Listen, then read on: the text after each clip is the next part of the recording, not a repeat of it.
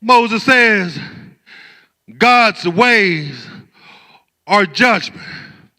A God of truth without iniquity, just and right is he. You missed your shout right there. Come a little closer. In other words, God is fair. In fact, God is so fair that he will not punish a single repentant soul. Maybe I should say that again because somebody should have ran around the church.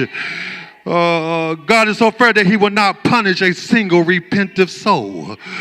God is so fair that he does not desire to punish anybody as long as they have a repentant soul.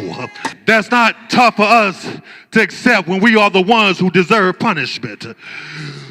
But here it is, we struggle with this, with the understanding of how God can forgive my enemies. Don't look at me like that. You know you struggle with it. You want God to forgive you and God to be just to you, but God can be fair to your enemies. And you ought to pray for your enemies. And maybe that's the place we should start if we really want to understand God's judgment. We, oddly enough, we know more about God's judgment and the truth than Moses did. So Moses only had a small sample of God, but we have a greater example in the amount of God's mercy through Christ's teachers who taught us many lessons on forgiveness in the New Testament. Look at your neighbor and say, neighbor, I got some forgiveness to do. I got to forgive some folk in my life because my God has forgiven me. Am I preaching to somebody today? I like what the Bible tells me. It tells me to remove the mote from my eye and before I can see the speck in another's eye. In other words, you need to work on yourself first before you work on somebody else. Get yourself right with God first before you try to get right with the whole Moses Ode in Deuteronomy's 32nd chapter recants the apostasy of Israel who chose time and time again to be unmindful of the judgment of the rock. Okay. Moses reminded them that they had forgotten who had formed them. I mean, there were moments when Israel was faithful. There's moments when Corona Baptist Church is faithful.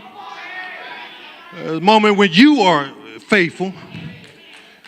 But Satan had a field day with them in between. You know, he does that to us.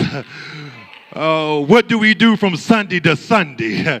We're faithful on Sunday, but in between Sunday and Sunday, the devil seems to have a playground.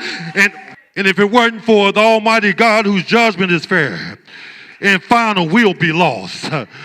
We be burdened and hindered and corrupted and stuck in our own polluted ways. The point that Moses made, and the point that Moses made about the Almighty God, but it's not about the Almighty God, it's about us. Can you see it in the text? Do you see when he describes mankind as a perverse and crooked generation? Moses says, we have corrupted ourselves and we are stained. Quiet. He calls them spots. We are so stained that without Christ, we would not even be able to recognize ourselves as God's own. Moses' ode affirms God's character. But what of the character of a perverse generation? What does a perverse generation look like? Minister T, I'm glad you asked that question. Here it is. A perverse generation and crooked generation is obstinate. A perverse generation is stubborn, headstrong, and defiant. There are a lot of other adjectives that I could use, but I know you get the point, don't you? I like to say that those adjectives do not describe us, but Satan does quite a good job at disrupting man's character He disrupts our peace of mind. He corrupts our practice of honesty. He hinders our patience. He casts doubt on our character. He interferes with our holiness. Satan has the ability to deceive, the power to torment, the strength to subdue, the strategy to attack, and all of this is to achieve his own ungodly goals. He can convince a generation that good is evil and evil is good. He can persuade a generation that right is wrong and wrong is right. He can induce a generation to believe the truth is an error and error is the truth. It happens all the time and time in Israel. Can I say it here? It dared to see that we have seen this in our own time. Look at your neighbor. Say, doesn't this sound familiar?